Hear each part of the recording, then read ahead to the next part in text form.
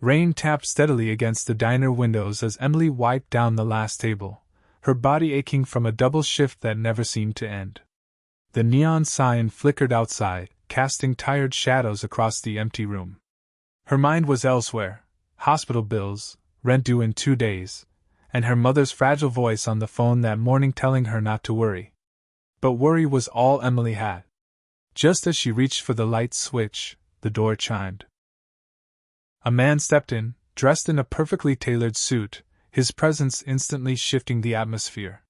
He didn't smile or greet her, just took a seat and ordered the most expensive item on the menu without even glancing at the price.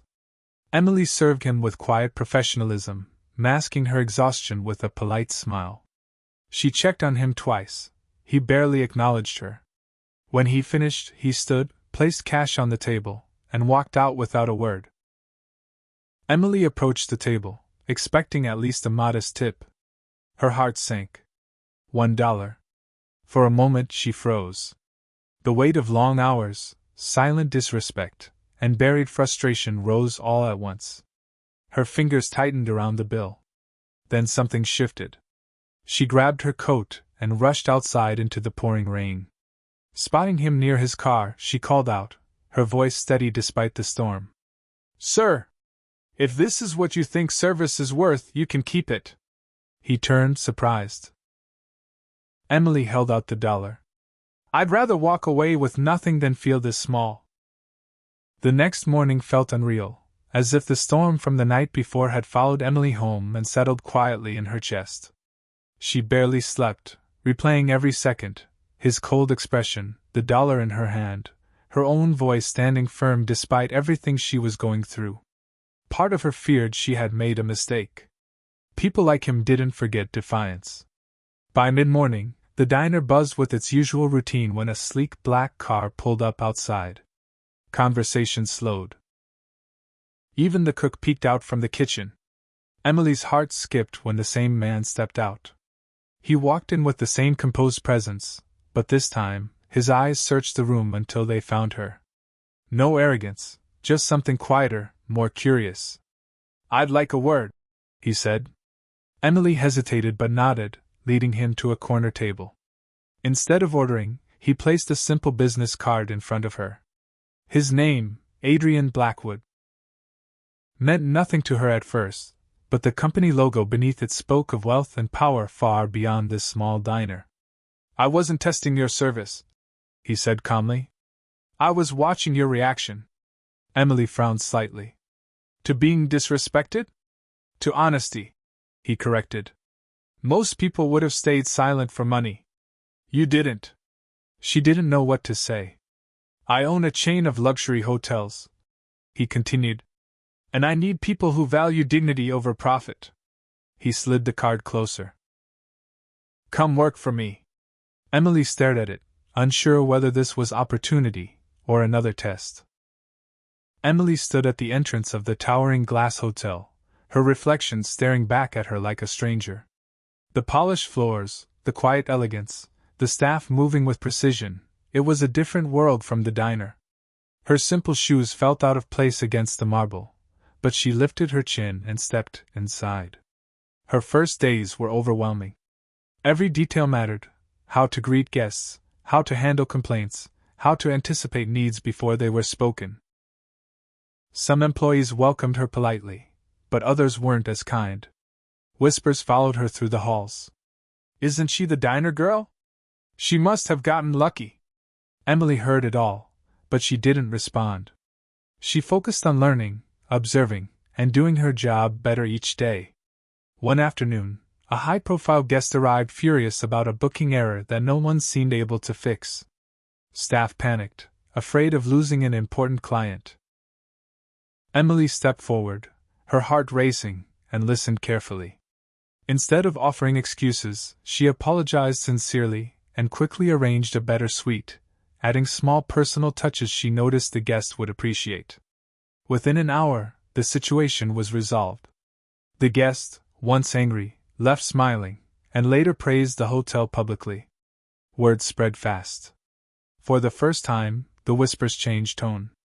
Adrian watched from a distance, noticing how Emily handled pressure with calm strength. She wasn't just adapting, she was standing out. But not everyone was impressed. Behind polite smiles, resentment was growing, and Emily was slowly stepping into a game she didn't yet understand. Success didn't come quietly, and neither did the resentment that followed it. Emily began noticing subtle changes. The conversations that stopped when she entered a room, the forced smiles, the extra scrutiny over her work. Still, she stayed focused, determined not to let anything shake her.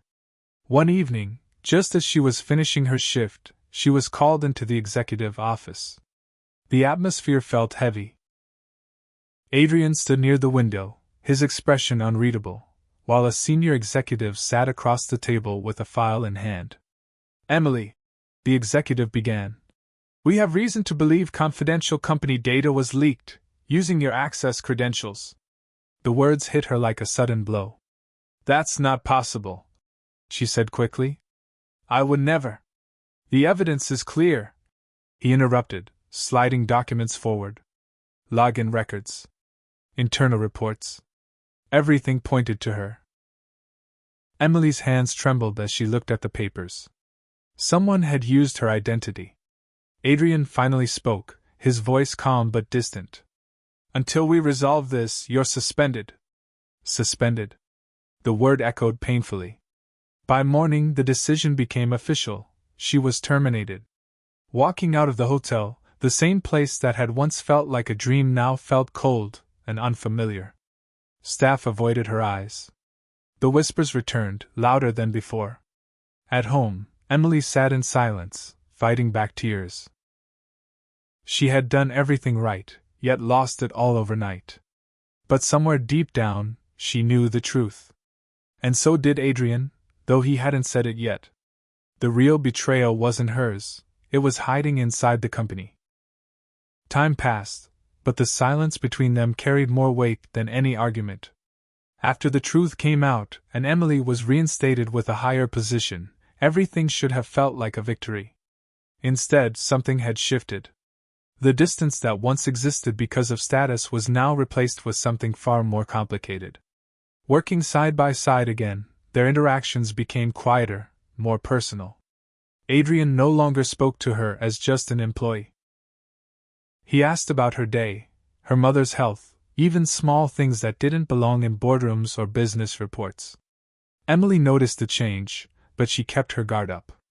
One evening, after a long day, they found themselves alone in the hotel lounge. The city lights reflected through the glass walls, casting a calm glow around them. "I wasn't always like this," Adrian said suddenly. "Trust doesn't come easy when you've spent years surrounded by people who only see your money." Emily looked at him, seeing not the billionaire, but the man behind it. "And now?" she asked softly.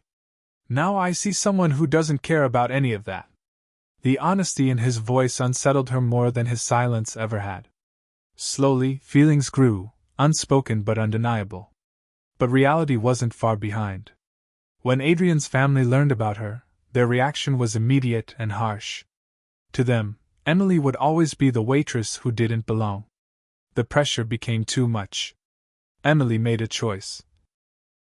Not out of weakness, but self-respect.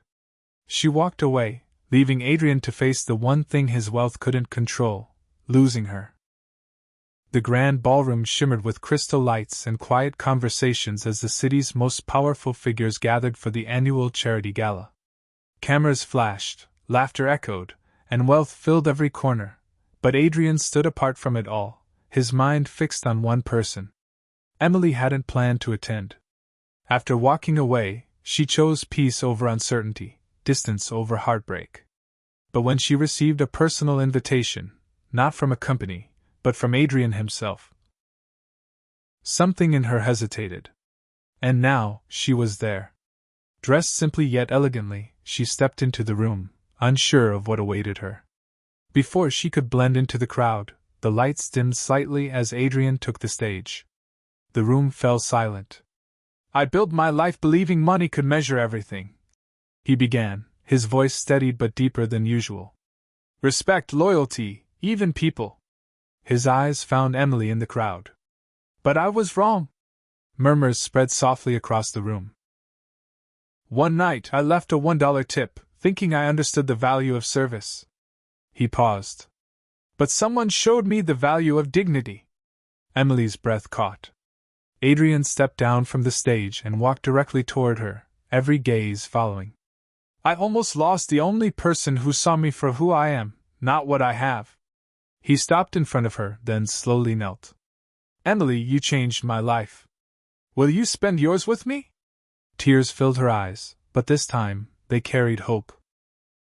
Yes, she whispered.